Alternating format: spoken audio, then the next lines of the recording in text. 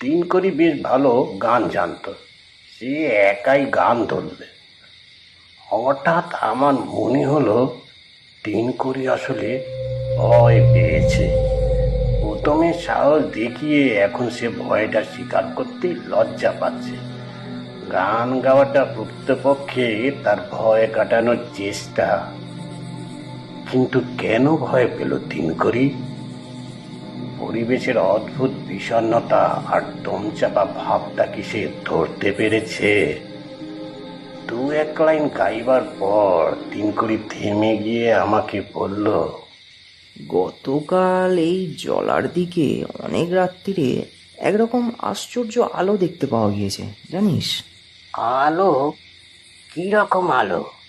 এতক্ষণ বলিসনি তো। এমনিই বলিনি, আমাদের গ্রামে অনেকেই দেখেছে। আজ সকালে